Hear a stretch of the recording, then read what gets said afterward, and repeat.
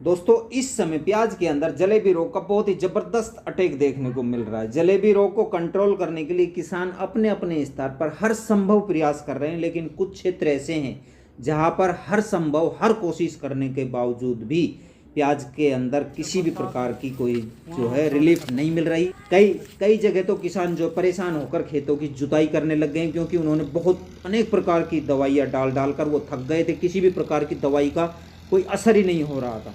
दोस्तों मैं आपको बता देता हूं, अगर इस वक्त प्याज फसल के अंदर किसी बीमारी ने किसानों को परेशान कर रखा है तो वो है जलेबी रोग।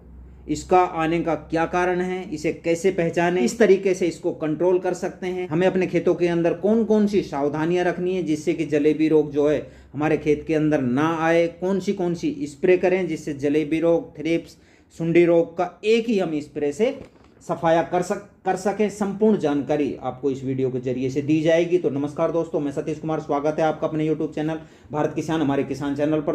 तो दोस्तों अगर अभी हाल में हम देखें तो सबसे ज़्यादा कमेंट व कॉल सिर्फ जलेबी रोग के ही आ रहे हैं कि क्या करें, जलेबी रोग से प्याज बुरी तरह से प्रभावित है, जो है खराब हो रही है, क्या करें। तो किसान भाइयों आपको सबसे पहले मैं बता देता हूँ प्याज के अंदर जलेबी रोग बनने का कारण क्या है। इसके दो रीजन ज़बरदस्त हैं। नंबर 1, यदि आपके खेत के अंदर लगातार नमी बनी रहती है, ज़्यादा पानी का यदि भराव रहता है खेत के अंदर, तो नमी के कारण भी फंगस की समस्या बन जाती है। प्याज पीली पड़ जाती है, मुड़ जाती है, मुड़कर प्याज जो है ज़मीन के लग जाती है, जिसे ट्विस्टर बीमारी का नाम दिया गया है, जिसे हम देसी भाषा के अंदर जलेबी रोग कहते हैं। दोस्तों अब मैं दूसरा रीज़न बताता हूँ। जब जो हमने कांदी की प्याज लगाई है, जब वो कांदी खेत के अंदर हमने जब हार्वेस्टिंग की उसकी, तो उस समय यदि बरसात के अंदर वो कांदी भीगी है और भीगने के बाद में फिर हमने उसको सुखा दिया है, सुखाने के बाद में हमने इसका स्टोरेज करने के बाद में जब अब खेत टाइम आया लगाने का, जब हमने अपने खेत के अंदर उसको भीगी हुई कांदी को हमने खेत में लगाया है, तो किसान भाइयों जो वो भीगी हुई हमने कांदी लगाई है उसके अंदर जलेबी रोग आएगा ही आएगा, कोई नहीं रोक सकता। एक कारण और मैं आपको बता देता हूँ, यदि समय से पहले हम अगेती प्याज लगा देते हैं तो उसके अंदर भी जलेबी रोग आने के चांस बहुत ज़्यादा होते हैं, और जो इस बार आपको देखने को बहुत ज़्यादा मिल रहा है। तो मैंने पहले वीडियो के अंदर बताया था, आज मैं फिर बता रहा हूँ, खरीफ सीजन की प्याज के अंदर हमें लगाने के 1 माह तक नाइट्रोजन खाद बिल्कुल नहीं देना है। यदि काम ही नहीं चल रहा है तो नॉर्मल खाद डालिए।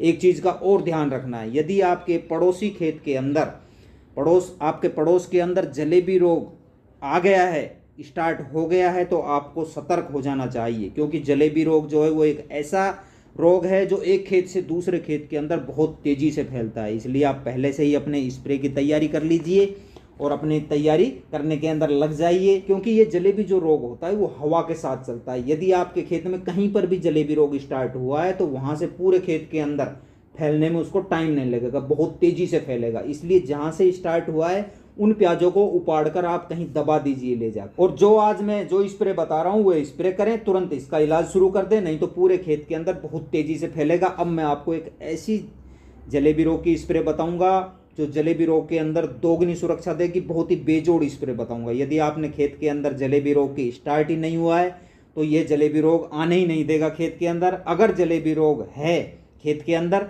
तो ये बहुत ही ज़बरदस्त जलेबी रोग का रामबाण उपाय है। साथ में थ्रिप्स, सुंडी का रोग का भी एक अपन इंसेक्टिसाइड लेकर दोनों की स्प्रे करेंगे तो खेत की हर समस्या जो है वो खत्म हो जाएगी। स्प्रे करने से पहले आपको कुछ बातों का ध्यान रखना है, जो मैं वो बता रहा हूँ उनको अच्छी तरह से आप ध्यान रखिए।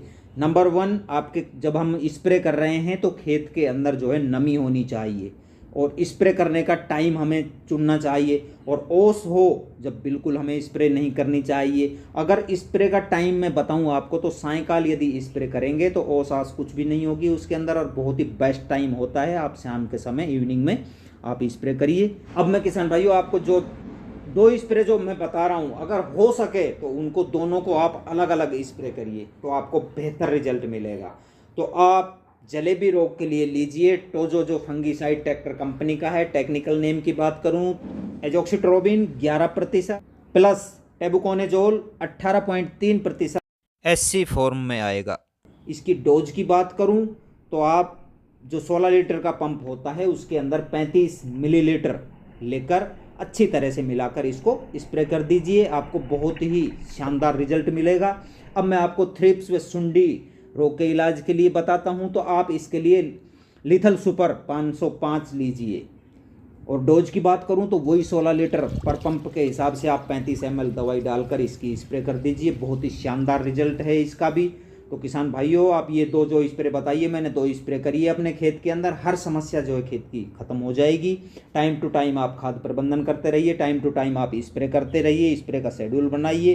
बहुत ही अच्छी आप प्याज की पैदावार लेंगे। और प्याज से संबंधित अनेक प्रकार की समस्याओं के वीडियो में टाइम टाइम पर लाता रहूँगा। धन्यवाद। मिलते हैं अगले वीडियो में अगली जानकारी के साथ।